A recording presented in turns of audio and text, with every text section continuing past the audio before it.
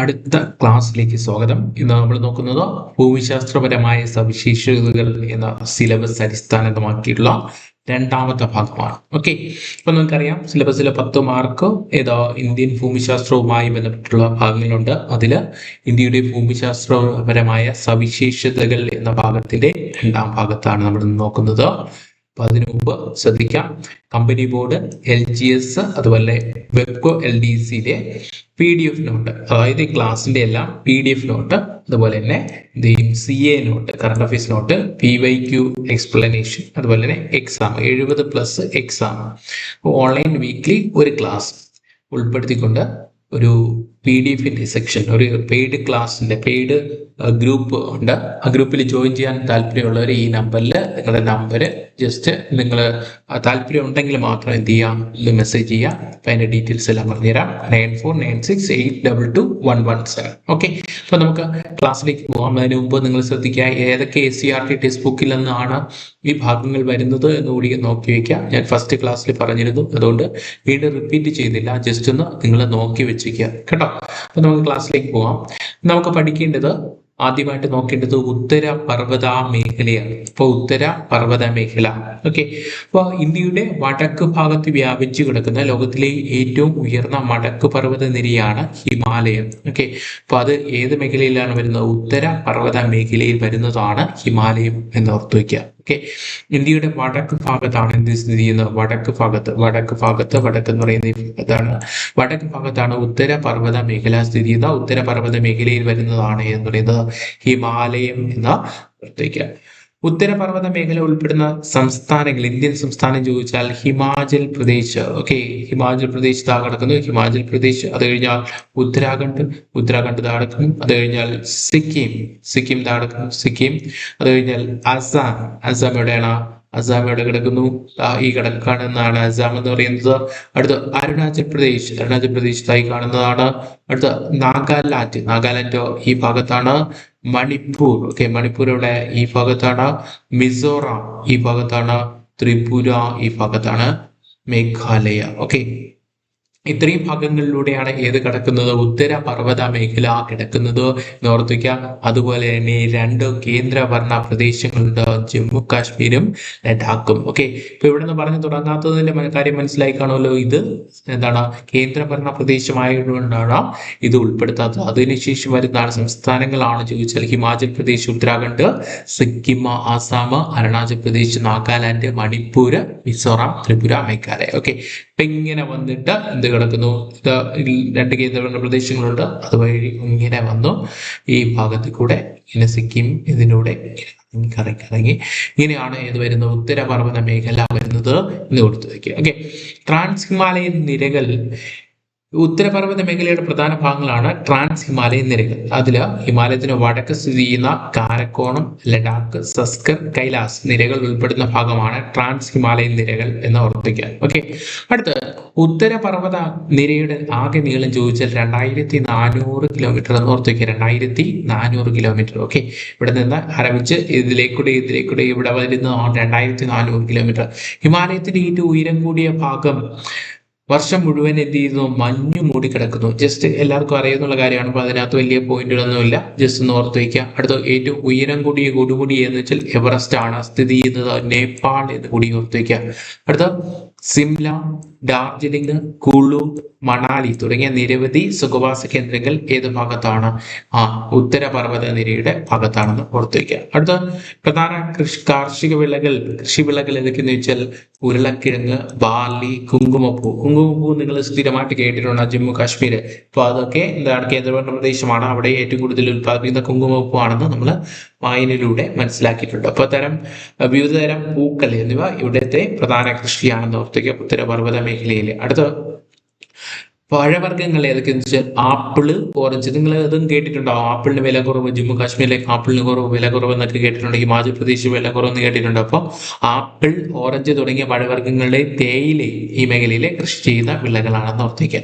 Himalayan നിരകളുടെ ഏറ്റവും തെക്കു ഭാഗത്തുള്ള കുന്നുകൾക്ക് എന്ത് ചെയ്യണം? ഉയരം കുറവാണ്. തെക്ക് ഭാഗത്ത്, ഹിമാലയൻ നിരകളുടെ തെക്ക് ഭാഗത്ത്. ഓക്കെ, വടക്ക് ഭാഗമല്ല, തെക്ക് ഭാഗത്ത്, അതിന്റെ താഴ്ഭാഗത്ത് ഉയരം കുന്നുകൾക്ക് എന്താണ് ഉയരം കുറവാണെന്ന് കൂടി ഓർത്തിരിക്കുക. അതുപോലെ ഉത്തരപർവ്വത മേഖലയിൽ ഏറ്റവും ജനസാന്ദ്രത കൂടിയ മേഖലയാണെന്ന് കൊടുത്തിരിക്കുക. ഉത്തരപർവ്വത മേഖലയിൽ ഏറ്റവും ജനസാന്ദ്രത കൂടിയ മേഖലയാണ് ഇത് കൂടി ഓർത്തിരിക്കുക. അടുത്ത ഏറ്റവും പ്രധാനപ്പെട്ട പോയിന്റ് ആണ് നദീ താഴ്വരങ്ങളുടെ അടിസ്ഥാനത്തിൽ ഹിമാലയത്തെ 4ആയിട്ട് തരംതിരിച്ചിട്ടുണ്ട്.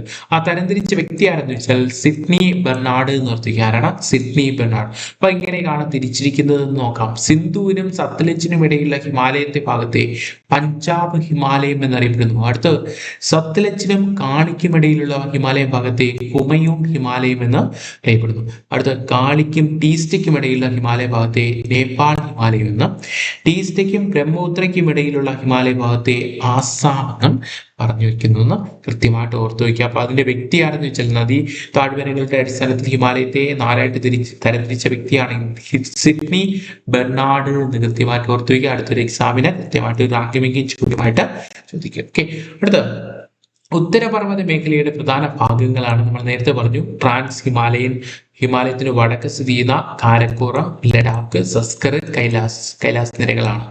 അപ്പൊ ഹിമാലയൻ നിരകൾ ഇവ 3ആയിട്ട് തിരിച്ചിട്ടുണ്ട്. ഹിമാലയൻ നിരകളെ 3ആയിട്ട് തിരിച്ചിട്ടുണ്ട്. ഏതൊക്കെയെന്ന് വെച്ചാൽ ഹിമാദ്രി ചോദിച്ചിട്ടുള്ളതാണ്. ഹിമാദ്രി ഏറ്റവും വടക്കുള്ളതും ഉയർന്നതുമായ നിരയാണ് ഹിമാദ്രി എന്ന് പറയുന്നത്. എവറസ്റ്റ്, കാഞ്ചൻജംഗ, നന്ദാദേവി തുടങ്ങിയവ ഇതിലാണ് ഹിമാദ്രിയിലാണെന്ന് ഓർത്തു വയ്ക്കുക. അടുത്ത ഹിമാചൽ അഥവാ ലെസർ ഹിമാലയം. ഹിമാദ്രിക്ക് തെക്ക് മധ്യനിരയിലാണ് എന്ന് പറയുന്നത് ഹിമാചൽ എന്ന് പറയുന്നത്. ഡാർജിലിംഗ്, മസൂറി, നൈനിറ്റാൾ തുടങ്ങിയ വിനോദസഞ്ചാര കേന്ദ്രങ്ങൾ എവിടെയുണ്ട്? ഹിമാചലിലുണ്ടെന്ന് ഓർത്തിക്കുക. അടുത്ത സിവാലിക് അഥവാ ഔട്ടർ ഹിമാലയത്തിന്റെ ഏറ്റവും തെക്കുള്ള ഏറ്റവും കുറഞ്ഞ നിരകളുള്ള ഭാഗമാണ് ശിവാലിക്. നമ്മൾ നേരത്തെ പറഞ്ഞു തെക്കുള്ള ഭാഗം എന്താണ്? ഉയരം കുറഞ്ഞ മലനിരകളാണെന്ന് പറഞ്ഞു. അടുത്ത കിഴക്കൻ മലനിരകൾ. ഇന്ത്യയുടെ വടക്ക് കിഴക്കൻ സംസ്ഥാനങ്ങൾ വ്യാപിച്ചു കിടക്കുന്ന മലനിരകളാണ് കിഴക്കൻ മലനിരകൾ എന്ന് ഓർത്തുക. അല്ലെങ്കിൽ പൂർവാഞ്ചൽ. ഓക്കെ, കിഴക്കൻ മലനിരകൾ അല്ലെങ്കിൽ പൂർവാഞ്ചൽ എന്ന് ഓർത്തു വയ്ക്കുക. അടുത്ത നമുക്ക് പഠിക്കേണ്ട കാര്യം എന്ന് പറയുന്നത് ഹിമാദ്രി. നമ്മൾ 3ആയിട്ട് തിരിച്ചിട്ടുണ്ടെന്ന് പറഞ്ഞു. ഹിമാലയത്തിലെ ഏറ്റവും ഉയരം കൂടിയ പർവ്വത നിരയാണ് ഹിമാദ്രി എന്ന് പറയുന്നത്. ഗ്രേറ്റർ ഹിമാലയ എന്ന പേരിൽ അറിയപ്പെടുന്നത് ഹിമാദ്രിയാണെന്ന് ഓർത്തു വയ്ക്കുക. ഹിമാലയത്തിന്റെ നട്ടെല്ല് ചോദിച്ചിട്ടുള്ള ചോദ്യമാണ്. ഹിമാലയത്തിന്റെ നട്ടെല്ല് എന്നറിയപ്പെടുന്ന ഹിമാദ്രിയാണ്. അടുത്ത വടക്ക് പടിഞ്ഞാറ് നംഗപർവ്വതം മുതൽ വടക്ക് കിഴക്ക് നംജാർവ കൊടുമുടി വരെയുള്ള പർവ്വത മേഖലയാണ് ഹിമാദ്രി എന്നറിയപ്പെടുന്നത്. ലോകത്തിലെ ഏറ്റവും ഉയരം കൂടിയ കൊടുമുടിയായ എവറസ്റ്റ് ഹിമാദ്രി മേഖലയാണ്. എവറസ്റ്റ് ഏത് മേഖലയിലാണ്? ഹിമാദ്രി മേഖലയിലാണെന്ന് ഓർത്തു വയ്ക്കുക. അടുത്ത കാഞ്ചൻജംഗ, നംഗ പർവ്വത്, അന്നപൂർണ തുടങ്ങിയവ എവറസ്റ്റ് പുറമെയുള്ള ഹിമാദ്രി നിരകളിലെ പ്രധാന കൊടുമുടിയാണ്. അപ്പോൾ ഹിമാദ്രി മലനിരകളിലെ പ്രധാന കൊടുമുടിയാണ് കാഞ്ചൻജംഗ, നംഗ പർവ്വത്, അന്നപൂർണ എന്ന് ഓർത്തുവയ്ക്കുക. അടുത്തത് ബർസെയിൽ പാസ്, നീതി പാസ്, ലിപുലേവ് ചുരം, നാഥുല ചുരം, ഷിപ്കില ചുരം എന്നിവ ഹിമാദ്രിയിലെ പ്രധാന ചുരങ്ങളാണെന്ന് ഓർത്തുവയ്ക്കുക. ഇത് ബർസെയിൽ പാസ് നിങ്ങൾ അറിഞ്ഞിടത്ത് നിങ്ങൾ കേട്ടിട്ടുള്ളതായിരിക്കും. ബർസെയിൽ പാസ്. ഓക്കെ, അതുപോലെ തന്നെ നീതി പാസ്. ഓക്കെ, നീതി പാസ്. അടുത്ത ലിപുലേവ് ചുരവും നാഥുല ചുരവും ഒക്കെ ഷിപ്കില ചുരവും ഒക്കെ നിങ്ങൾ കേട്ടിട്ടുണ്ടാവും. പക്ഷേ ഈ 3 നിങ്ങൾ ഈ 2 നിങ്ങൾ കേട്ടിട്ടുണ്ടാവില്ല. ബർസെയിൽ പാസും അതുപോലെ നീതി പാസും. ഇതൊക്കെ ഏതിൽ വരുന്നതാണ്? ഹിമാദ്രിയുടെ ഭാഗത്ത് വരുന്ന ചുരങ്ങളാണ്. അടുത്ത ഹിമാചലാണ്. ഹിമാചൽ എന്താ പ്രത്യേകത? ഹിമാദ്രിക്കും സിവാലിക്കിനും ഇടയിൽ സ്ഥിതി ചെയ്യുന്ന പർവ്വതനിരയാണ് ഹിമാചൽ എന്ന് പറയുന്നത്. ഓക്കെ, ഇതിന്റെയാണ് ഹിമാദ്രിക്കും ഹിമാദ്രി നമ്മൾ പഠിച്ചു. അടുത്ത ലെസർ ഹിമാലയ എന്ന പേരിൽ അറിയപ്പെടുന്ന പർവ്വതനിരയാണ് എന്ന് പറയുന്നത് ഹിമാചൽ. Okay, lesser Himalaya. അടുത്ത പീർപഞ്ചൽ, ദൗലാധർ നാഗ്, ടിബ തുടങ്ങിയ ഹിമാചൽ മേഖലയിലെ പ്രധാന പർവ്വത നിരകളാണെന്ന് ഓർത്തുക.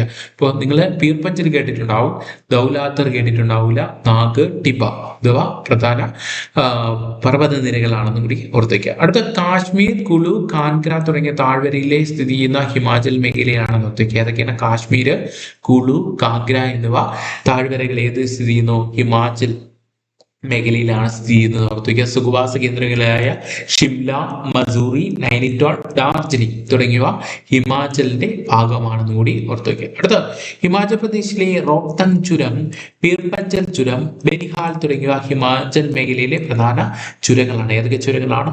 റോഹ്തങ് ചുരം, പീർപഞ്ചൽ ചുരം, ബനിഹാൽ ചുരം എന്നിവ ഹിമാചൽ പ്രദേശിലാണ് ഇത് സ്ഥിതി ചെയ്യുന്നത്. ഇത് ഹിമാചലിലെ ഭാഗമായിട്ട് വരുന്ന ചുരങ്ങളാണെന്ന് കൂടി ഓർത്ത് വയ്ക്കുക. അടുത്ത നോക്കേണ്ടത് സിവാലിക്കാണ്. മൂന്നായിട്ട് തിരിച്ചിട്ടുള്ളതിൽ സിവാലിക് വരുന്നത് ഹിമാലയൻ നിരകളിൽ ഏറ്റവും തെക്ക് ഭാഗത്തുള്ള ഉയരം കുറഞ്ഞ പർവ്വത നിരയാണ് സിവാലിക് എന്ന് പറയുന്നത്. ശിവന്റെ തിരുമുടി എന്നർത്ഥം വരുന്ന സിവാലിക്കിന്റെ സംസ്കൃത ഗ്രന്ഥത്തിൽ പ്രതിപാദിച്ചിരിക്കുന്നത് മനക്ക് പർബത്ത്. കേട്ടോ, ഇനി ചോദിക്കാം, മനക്ക് പർബത്ത് എന്ന് പ്രതിപാദിക്കുന്നത് ഏതിനെന്ന് വെച്ചാൽ സിവാലിക്കിനാണ്. ഏതാണ്? സിവാലിക് ഭാഗത്തെയാണ് എന്ന് പറയുന്നത് മനക്ക് പർബത്ത്. കേട്ടോ, മനക്ക് പർബത്ത്. അടുത്ത ഹിമാചൽ പർവ്വത നിരയ്ക്ക് സമാന്തരമായി പോട്ട്വാർ പീഠഭൂമി മുതൽ ബ്രഹ്മപുത്ര താഴ്വരയുള്ളതാണ് സിവാലിക്കിന്റെ സ്ഥാനം. എവിടെ മുതൽ?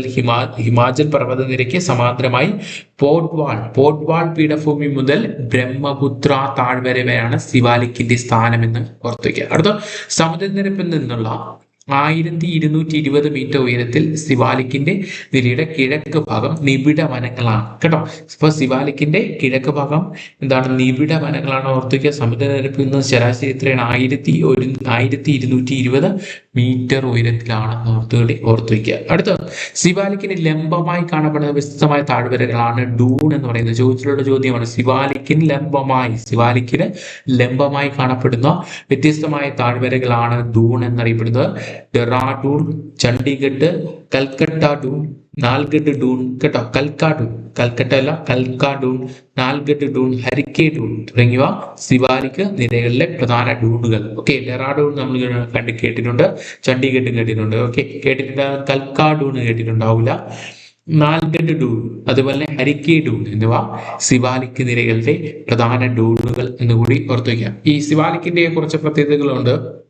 സിവാലിക്കിന്റെ എല്ലാം, അതായത് ഈ ഹിമാലയത്തിന്റെ ഭാഗത്തിന് കുറച്ച് പ്രത്യേകതകളുണ്ട്. ഓക്കെ, എന്തൊക്കെയാണ് ആ പ്രത്യേകതകൾ എന്ന് നോക്കാം. ഏഷ്യയുടെ വാട്ടർ ടവർ എന്നറിയപ്പെടുന്നു. ഏതാണ്? ഏഷ്യയുടെ വാട്ടർ ടവർ എന്നറിയപ്പെടുന്നു. അതുപോലെ തന്നെ പാമീർ കെട്ടിൽ നിന്ന് പടിഞ്ഞാറോട്ട് ആരംഭിക്കുന്നു. ഹിമാലയത്തിന്റെ ഏറ്റവും ഉയരം കൂടിയ കൊടുമുടി മൗണ്ട് എവറസ്റ്റ് ആണ്. അത് നേപ്പാളിൽ സാഗർ മാത എന്നറിയപ്പെടുന്നു. ഈ ഭാഗത്തിലൂടെ പഠിച്ചപ്പോൾ അതുകൂടെ പറഞ്ഞതേയുള്ളൂ, പുറത്തു വയ്ക്കാം. അടുത്ത ഇന്ത്യയിലെ ഏറ്റവും ഉയരം കൂടിയ കൊടുമുടിയായ കാഞ്ചൻഗംഗ സിക്കിമിൽ സ്ഥിതി ചെയ്യുന്നത് ഓർത്തു വയ്ക്കുക. ലോകത്തിലെ ഏറ്റവും ഉയരം കൂടിയ പർവ്വത നിരയാണ് ഏത് എന്ന് ചോദിച്ചാൽ ഹിമാലയമാണെന്ന് ഓർത്തു വയ്ക്കുക. അടുത്ത വൻകര വിസ്ഥാപന സിദ്ധാന്തവും തുടർന്ന് വന്ന ഫലകാചലന സിദ്ധാന്തവും അനുസരിച്ച് ഹിമാലയം സ്ഥിതി ചെയ്തിരുന്ന പ്രദേശത്തുണ്ടായിരുന്ന സമുദ്രമാണ് എന്നുള്ളത് തെത്തീസ്. ഏത് സമുദ്രമാണ്? തെത്തീസ് എന്ന് ഓർത്തുവയ്ക്കുക. സമുദ്രം തെത്തീസ് എന്ന് ഓർത്തുവയ്ക്കുക. അടുത്ത ഹിമാലയത്തിന്റെ ജൈവ വൈവിധ്യം, പരിസ്ഥിതി, വനം, ഭൂമി എന്നിവയുടെ സംരക്ഷണം ലക്ഷ്യമാക്കി കേന്ദ്ര സർക്കാരും ഐക്യരാഷ്ട്ര സംഘടനയും വികസന പദ്ധതിയും, അതായത് UNDPയും ചേർന്ന് ആരംഭിച്ച പദ്ധതിയാണ് സെക്യൂർ ഹിമാലയ. ഇതാണ് secure Himalaya. Okay, great Himalayan ദേശീയോദ്യാനം സ്ഥിതി ചെയ്യുന്ന ഹിമാചൽ പ്രദേശിൽ ചോദിച്ചിട്ടുള്ള ചോദ്യമാണ്. ഗ്രേറ്റ് ഹിമാലയൻ ദേശീയോദ്യാനം എവിടെയാണ്? ഹിമാചൽ പ്രദേശ് എന്ന് ഓർത്തുവയ്ക്കുക. അടുത്ത ഈ ഉത്തരപർവ്വത മേഖലയിൽ കുറച്ച് പ്രത്യേകതകളുണ്ട്. ഓപ്ഷനിൽ ചോദിക്കാം, ഇങ്ങനെ തന്നിട്ട് സ്റ്റേറ്റ്മെന്റ് തന്നിട്ട് ചോദിക്കാം. അപ്പോൾ ഒന്നായിട്ട് നോക്കാം. കാലാവസ്ഥയെ സ്വാധീനിക്കുന്നു. എങ്ങനെയാണ് കാലാവസ്ഥയെ സ്വാധീനിക്കുന്നത്? ശൈത്യകാലത്ത് മധ്യ ഏഷ്യയിൽ നിന്ന് വീശുന്ന ശീതക്കാറ്റിനെ ഇന്ത്യയിലേക്കുള്ള കടത്തിവിടാതെ എന്ത് ചെയ്യുന്നു? സംരക്ഷിക്കുന്നു. അടുത്ത പോയിന്റ്, മൺസൂൺ കാറ്റുകളെ തടഞ്ഞ് ഉത്തരേന്ത്യയിലുടനീളം എന്ത് ചെയ്യുന്നു? മഴ പെയ്യിപ്പിക്കുന്നത് ഏതാണ്? ഉത്തരപർവ്വത മേഖലയുടെ പ്രാധാന്യമാണ്. അടുത്ത പ്രകൃതിദത്തമായ കോട്ട. പുരാതന കാലം മുതൽ തന്നെ വടക്കു പടിഞ്ഞാറ് എന്നുള്ള ആക്രമണത്തിൽ നിന്ന് ഒരു പരിധി വരെ നമ്മളെ സംരക്ഷിക്കുന്നത് ഏത് പർവ്വതനിരയാണ്? ഈ ഉത്തരപർവ്വത മേഖലയാണെന്ന് ഓർത്തുവയ്ക്കുക. അടുത്ത നദികളുടെ ഉത്ഭവ പ്രദേശം ഏതാണ്? ഉത്തരപർവ്വത മേഖല എന്നതൊക്കെയാണ് ഗംഗ, സിന്ധു, ബ്രഹ്മപുത്ര എന്നീ നദികളുടെ അവയുടെ നിരവധിയായ പോഷക നദികളുടെ ഉത്ഭവവും ഏതിൽ നിന്നാണ്? ഉത്തരപർവ്വത മേഖലയിൽ നിന്നാണ് കൂടി ഓർത്തുവയ്ക്കുക. ഓക്കെ, അടുത്ത നോക്കേണ്ടത് ഉത്തര മഹാസമതലം. ഓർത്തുവയ്ക്കുക. രാജസ്ഥാനെ കാണുന്നു. പഞ്ചാബ്, ഹരിയാന, ഉത്തർപ്രദേശ്. ഓക്കെ, രാജസ്ഥാൻ, പഞ്ചാബ്, ഹരിയാന, ഉത്തർപ്രദേശ്. ഓക്കെ, ഉത്തർപ്രദേശ്. അതുപോലെ തന്നെ ബീഹാർ, ഓക്കെ, ബീഹാർ. അതുപോലെ തന്നെ വെസ്റ്റ് ബംഗാൾ. ഓക്കെ, പശ്ചിമ ബംഗാൾ. കുറെ ഭാഗങ്ങളും ഇവ ഉൾപ്പെടുന്ന പ്രദേശമാണ് ഉത്തരേന്ത്യൻ സമതലം എന്ന് ഓർത്തുവയ്ക്കുക. ഉത്തരേന്ത്യൻ സമതലം. ഓക്കെ, ഈ ഉത്തരേന്ത്യൻ സമതലം പറയുമ്പോൾ നമ്മൾ രാജസ്ഥാൻ പറഞ്ഞു. രാജസ്ഥാനിലാണ് ഥാർ മരുഭൂമി എന്ന് ഓർത്തുവയ്ക്കുക. ഥാർ മരുഭൂമി എവിടെയാണ്? രാജസ്ഥാനാണെന്ന് ഓർത്തുവയ്ക്കുക. ഈ എവിടെയാണ് മുൾച്ചെടികളും അതുപോലെ തന്നെ കുറ്റിക്കാടുകളും എല്ലാം കാണപ്പെടുന്ന പ്രദേശമാണ് എന്ന് പറയുന്നത് ഈ രാജസ്ഥാനിലെ നമ്മുടെ താറ മരുഭൂമി എന്ന് പറയുന്നത്. ഓക്കെ, താർ മരുഭൂമിയിലാണ് എന്തൊക്കെയാണ്? മുൾച്ചെടിയും കുറ്റിക്കാടും ഒക്കെ കാണപ്പെടുന്നു. ഓക്കെ, ഇന്ത്യയുടെ വടക്ക് പടിഞ്ഞാറ് ഭാഗത്താണ് എന്ന് പറയുന്നത് താർ. വടക്ക് നോർത്ത്, വടക്ക് പടിഞ്ഞാറ്. ഓക്കെ, അതായത് വെസ്റ്റ്. ഓക്കെ, വടക്ക് പടിഞ്ഞാറായിട്ട് എന്ത് സ്ഥിതി ചെയ്യുന്നത്? താർ മരുഭൂമി സ്ഥിതി ചെയ്യുന്നത് എന്ന് ഓർത്തു വയ്ക്കുക. ഊഷ്ണ മരുഭൂമിയാണ് എന്ന് പറയുന്നത് താർ മരുഭൂമി എന്ന് കൂടി ഓർത്തു വയ്ക്കുക. ഓക്കെ, അടുത്ത സിന്ധു, ഗംഗ, ബ്രഹ്മപുത്ര എന്നീ നദികളും അവയുടെ പോഷക നദികളും ഒഴുകിക്കൊണ്ടുവരുന്ന എക്കൽ മണ്ണ് നിക്ഷേപിച്ചുണ്ടായി ഈ സമതലം രൂപപ്പെട്ടിട്ടുള്ളത്. എങ്ങനെയാണ്? എക്കൽ മണ്ണ്. ആരൊക്കെ? സിന്ധു, ഗംഗ, ബ്രഹ്മപുത്ര എന്നീ നദികളും അവയുടെ പോഷക നദികളും. ഓക്കെ, ഇന്ത്യയിൽ ഏറ്റവും കൂടുതൽ ജനസംഖ്യയുള്ള പ്രദേശമാണ്. നേരത്തെ നമ്മൾ പറഞ്ഞത് ജനസാന്ദ്രതയാണ്. ഇവിടെ എന്താണ്? ജനസംഖ്യ ഉള്ള പ്രദേശം എന്ന് വെച്ചാൽ ഏതാണ്? ഉത്തര മഹാസമതലം എന്ന് കൂടി പുറത്തേക്ക്. അടുത്ത പ്രധാന കൃഷി വിളകളാണ് ഏതൊക്കെയാണ്? ഗോതമ്പ്, ചോളം, നെല്ല്, കരിമ്പ്, പരുത്തി, പയറുവർഗ്ഗങ്ങൾ എന്നിവ ഉത്തര മഹാസമതലത്തിലെ പ്രധാന കൃഷി ചെയ്യുന്ന കൃഷി വിളകളാണ് പുറത്തേക്ക്. ഏതൊക്കെയാണ്? ഗോതമ്പ്, ചോളം, നെല്ല്, കരിമ്പ്, കേട്ടോ, പരുത്തി, പയറുവർഗ്ഗങ്ങൾ. അടുത്ത ഉത്തര മഹാസമതലത്തെ വിശേഷിപ്പിക്കുന്നത് ഇന്ത്യൻ സമ്പദ് വ്യവസ്ഥയുടെ നട്ടെല്ലെന്നാണ്. കാരണം ഇത്രയും കൃഷികളും എല്ലാം നടക്കുന്നത് ഉത്തര മഹാസമതലത്തിലാണെന്ന് ഓർത്തു വയ്ക്കുക. ഓക്കെ, അപ്പൊ നമുക്ക് പറഞ്ഞു യു പി ഒക്കെ ഏറ്റവും കൂടുതൽ കൃഷിയുമായി ബന്ധപ്പെട്ട് നടക്കുന്ന സംസ്ഥാനമാണ് എന്ന് പറയുന്നത് യു പി. ഓക്കെ, അപ്പൊ പഠിക്കുമ്പോൾ എന്ത് ചെയ്യുക? ഒരു മാപ്പ് കൊണ്ട് വെച്ച് പഠിക്കുക, കൃത്യമായിട്ട് മനസ്സിലേക്ക് ഓട്ടിച്ച് കൃത്യമായിട്ട് പഠിക്കുക. അടുത്ത മറ്റു ഭൂപ്രവിഭാഗങ്ങളെ അപേക്ഷിച്ച് റെയില്, റോഡ്, കനാൽ എന്നിവയുടെ ശൃംഖല ഏറ്റവും കൂടുതലുള്ള ഈ ഭൂപ്രകൃതിയാണെന്ന് ഓർത്തു വയ്ക്കുക. കാരണം എന്താ പറയുക? നമുക്ക് പറഞ്ഞു ഉത്തർപ്രദേശൊക്കെ വലിയ സംസ്ഥാനമാണ്. ആ സംസ്ഥാനത്തിലേക്ക് റോഡും അതുപോലെ തന്നെ റെയിൽ സംവിധാനമൊക്കെ ഒത്തിരി ഇംപ്രൂവ് ആണ്. അതുകൊണ്ട് ഈ മറ്റു ഭൂപ്രവിഭാഗങ്ങളെ അപേക്ഷിച്ച് റെയിൽ, റോഡ്, കനാൽ എന്നിവ ശൃംഖല ഏറ്റവും കൂടുതൽ ഏത് ഭാഗത്താണ്? ഉത്തര മഹാസമതലത്തിലാണ്. അടുത്ത് നോക്കേണ്ടത് ഉപദ്വീപീയ പീഠഭൂമിയാണ്. ഒരു ഭാഗങ്ങളായിട്ട് തിരിച്ചിരിക്കുന്നതിൽ ഉപദ്വീപീയ പീഠഭൂമിയാണ്. ഉത്തരപർവ്വത മേഖലയിൽ നിന്ന് ദക്ഷിണേന്ത്യയിലേക്ക് യാത്ര ചെയ്താൽ സമതല പ്രദേശം കടന്നെത്തുന്ന വിശാലമായ ഒരു പ്രദേശമാണ് ഉപദ്വീപീയ പീഠഭൂമി. ഉപദ്വീപീയ പീഠഭൂമി എന്ന് പറയുന്ന പ്രധാനപ്പെട്ട ഒരു ഭാഗമാണ്. ഏറ്റവും കൂടുതൽ കൃഷിയൊക്കെ നടക്കുന്ന ഉപദ്വീപീയ പീഠഭൂമിയിലാണ്. ഇതൊക്കെ ഏത് ഭാഗത്തൊക്കെയാണ്, ഏതൊക്കെ സംസ്ഥാനങ്ങളിലാണ് വരുന്നത് ചോദിച്ചാൽ മധ്യപ്രദേശ്. ഓക്കെ, മധ്യപ്രദേശ്, അതുപോലെ തന്നെ ജാർഖണ്ഡ്, ഛത്തീസ്ഗഡ് എന്നീ സംസ്ഥാനങ്ങൾ. അതുപോലെ തന്നെ കർണാടക. ഓക്കെ, കർണാടക എവിടെയാ?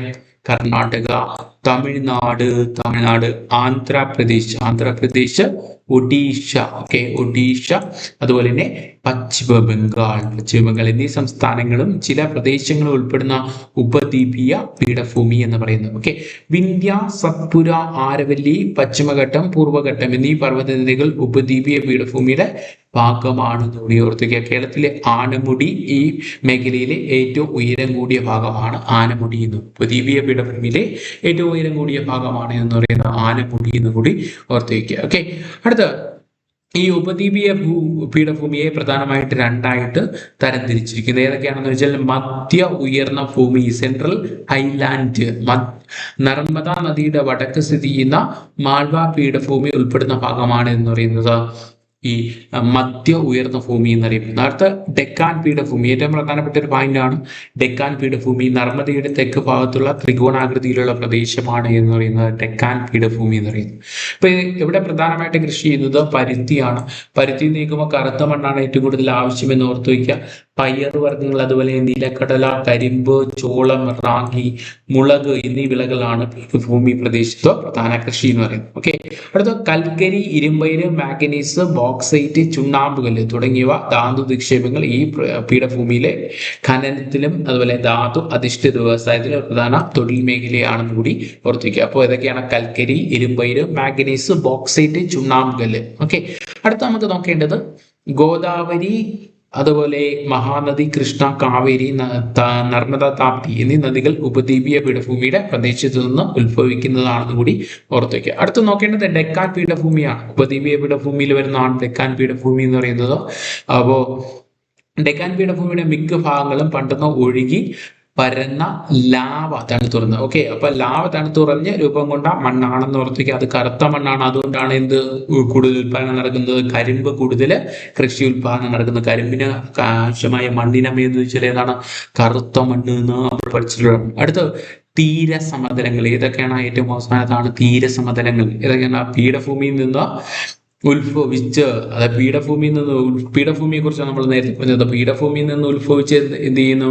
നദികളെ പിന്തുടർന്ന് എത്തിച്ചേരുന്ന തീരസമതലങ്ങളിലാണ്. എവിടെ ചേരുന്നു? തീരസമതലങ്ങളിൽ എത്തിച്ചേരുന്നു ഓർത്തുക. ഇന്ത്യയുടെ കടൽ തീര ദൈർഘ്യം 6100 കിലോമീറ്റർ ആണെന്ന് ഓർത്തുക. ഇന്ത്യയിൽ എത്ര സംസ്ഥാനങ്ങൾക്ക് കടൽ തീരമുണ്ടെന്ന് ചോദിച്ചാൽ 9 സംസ്ഥാനങ്ങൾക്ക് കടൽ തീരമുണ്ട് എന്ന് ഓർത്തുക. അടുത്ത മത്സ്യബന്ധനമാണ് തീരദേശ ജനങ്ങളുടെ പ്രധാന തൊഴിൽ എന്ന് ഓർത്തു വയ്ക്കുക. തീരദേശ പ്രദേശം 2 ഭാഗങ്ങളായി തിരിച്ചിരിക്കുന്നു. കിഴക്കൻ തീരവും അതുപോലെ തന്നെ പടിഞ്ഞാറൻ തീരവും. ഓക്കെ, കിഴക്കൻ തീരവും അതുപോലെ തന്നെ പടിഞ്ഞാറൻ തീരവും എന്ന് 2ആയിട്ട് തിരിച്ചിട്ടുണ്ട് എന്ന് ഓർത്തു വയ്ക്കുക. അടുത്ത എന്താണ് കിഴക്കൻ തീരം എന്ന് വെച്ചാൽ ബംഗാൾ ഉൾക്കടലിനോട് ചേർന്ന തീരപ്രദേശമാണ് കിഴക്കൻ തീരപ്രദേശം എന്ന് പറയുന്നത്. കിഴക്കൻ തീരപ്രദേശം വീതി പടിഞ്ഞാറ് തീരത്തെ അപേക്ഷിച്ച് എന്താണ്? കൂടുതലാണ് കേട്ടോ. കിഴക്കൻ തീരത്തെ ഓക്കെ, കിഴക്ക് അതായത് ഈസ്റ്റ് ഭാഗത്തെ വീതി പടിഞ്ഞാറ് ഭാഗത്തെ അപേക്ഷിച്ച് എന്താണ്? കൂടുതലുണ്ട് എന്ന് കൂടി ഓർത്തു വയ്ക്കുക. ഓക്കെ, അടുത്ത കിഴക്കൻ തീര സമതലത്തിൽ കാവേരി, കൃഷ്ണ, ഗോദാവരി, മഹാനദി തുടങ്ങിയ നദീതടങ്ങൾ എന്താണ് വ്യാപകമായി എന്ത് ചെയ്യുന്നു? കൃഷി ചെയ്യുന്നു. നെൽകൃഷി ചെയ്യുന്നു. എന്ത് കൃഷിയാണ്? നെൽകൃഷി ചെയ്യുന്നു എന്ന് ഓർത്തു വയ്ക്കുക. അടുത്ത പടിഞ്ഞാറൻ തീരസമതലം. പടിഞ്ഞാറൻ തീരസമതലം അറബിക്കടലിന് ചേർന്ന തീരപ്രദേശത്തുമാണ്. അറബിക്കടലിന് ചേർന്ന തീരപ്രദേശത്താണ് എന്ത് പറയുന്നത്? പടിഞ്ഞാറൻ തീരസമതലം എന്ന് പറയുന്നത്. പടിഞ്ഞാറൻ തീരസമതലത്തിന്റെ ഭാഗമായി കേരള തീരത്ത് നിരവധി കായലുണ്ട് എന്നുകൂടി ജസ്റ്റ് ഒന്ന് ഓർത്തു വയ്ക്കുക. അടുത്ത നെല്ല്, തെങ്ങ് എന്നിവയാണ് പ്രധാന കാർഷിക വിളകൾ. എവിടെയാണ്? പടിഞ്ഞാറൻ സമതലത്തിൽ എന്നുകൂടി ഓർത്തു വയ്ക്കുക. അടുത്ത കിഴക്കൻ തീരസമതലം ബംഗാൾ ഉൾക്കടലിനോട് ചേർന്ന തീരപ്രദേശമാണ് കിഴക്കൻ തീരപ്രദേശം. ഓക്കെ, കിഴക്കൻ തീരപ്രദേശം എന്ന് അറിയപ്പെടുന്നത്. കിഴക്കൻ തീരത്തെ വീതി പടിഞ്ഞാറൻ തീരത്തെ അപേക്ഷിച്ച് എന്താണ്? കൂടുതലാണ്. നമ്മൾ നേരത്തെ ഒരു പോയിന്റ് പറഞ്ഞതാണ്. അടുത്ത കിഴക്കൻ തീര സമതലത്തിലെ കാവേരി, കൃഷ്ണ, ഗോദാവരി, മഹാനദി തുടങ്ങിയവ വ്യാപകമായി നെൽകൃഷി ചെയ്യുന്നതെന്ന് കൂടി ഓർത്തിക്കുക. അടുത്ത പടിഞ്ഞാറൻ തീരസമതലമാണ്. അറബിക്കടലിനോട് ചേർന്നാണ് തീരപ്രദേശം പടിഞ്ഞാറൻ തീരപ്രദേശം എന്ന് പറയുന്നത്. ഓക്കെ, അറബിക്കടലിനോട് പടിഞ്ഞാറൻ തീരതലത്തിൽ കേരളത്തിന്റെ ഭാഗമായ നിരവധി കായലുണ്ട് എന്ന് കൂടി ഓർത്തു വയ്ക്കുക. ഓക്കെ, അടുത്ത് നോക്കേണ്ടത് ദ്വീപുകളാണ്. ദ്വീപുകൾ എന്നാണ് എന്തെന്ന് ചോദിച്ചാൽ സമുദ്രത്താൽ ചുറ്റപ്പെട്ട ചെറു ഭാഗങ്ങളാണ് ദ്വീപുകൾ എന്ന് പറയുന്നത്. ഇന്ത്യക്ക് 2 ദ്വീപ് സമൂഹങ്ങളുണ്ട്. ഒന്ന് അറബിക്കടലില് ലക്ഷദ്വീപ്. അറബിക്കടലിൽ എന്താണ്? ലക്ഷദ്വീപും അതുപോലെ തന്നെ ആൻഡമാൻ നിക്കോബാർ. ബംഗാൾ ഉൾക്കടലിൽ ആൻഡമാൻ നിക്കോബാർ. ഓക്കെ, ബംഗാൾ ഉൾക്കടലിൽ ആൻഡമാൻ നിക്കോബാർ എന്നും കൂടി ഓർത്തു വയ്ക്കുക. ഓക്കെ, അടുത്ത ലക്ഷദ്വീപിലെ മിക്കവയും എന്താണ്? പവിഴ പുറ്റുകളാണെന്ന് ഓർത്തു വയ്ക്കുക. കൃഷി നാമമാത്രമായ ലക്ഷദ്വീപിൽ സമുദ്രത്തെ ആശ്രയിച്ചാണ് എന്ത് ചെയ്യുന്നത്? ജനജീവിതം മുന്നോട്ട് പോകുന്നത് എന്നുകൂടി ഓർത്തു വയ്ക്കുക. അടുത്ത ആൻഡമാൻ നിക്കോബാർ ദ്വീപുകളിലെ മിക്കവയും നിബിഡമായ വനങ്ങളാണെന്ന് കൂടി ഈ അവസരത്തിൽ ഓർത്തു വയ്ക്കുക. ഓക്കെ, ഇപ്പോൾ നമ്മുടെ ഭൂവിഭാഗത്തെ എത്രയായിട്ട് തിരിച്ചിരിക്കുന്നു, ഏതൊക്കെയാണ് അതിൻ്റെ ഇതുമായിട്ട് ബന്ധപ്പെട്ട് വരുന്നത് എന്നൊക്കെയാണ് നമ്മൾ ഈ വീഡിയോയിൽ ഡിസ്കസ് ചെയ്തത്. ഇതിന്റെ PDF ഇതിൽ നിന്ന് കുറച്ച് വ്യത്യസ്തമായിരിക്കും. ഇതിന്റെ PDF നമ്മൾ നമ്മുടെ പെയ്ഡ് ഗ്രൂപ്പിൽ ആഡ് ചെയ്യുന്നതാണ്. നിങ്ങൾക്ക് ആർക്കെങ്കിലും താല്പര്യം ഉണ്ടെങ്കിൽ ഈ കാണുന്ന നമ്പറിൽ നേരത്തെ തുടക്കത്തിൽ പറഞ്ഞ നമ്പറിൽ എന്ത് ചെയ്യുക? വാട്സപ്പ് ചെയ്യാൻ വേണ്ടി ശ്രമിക്കുക. Okay, thank you.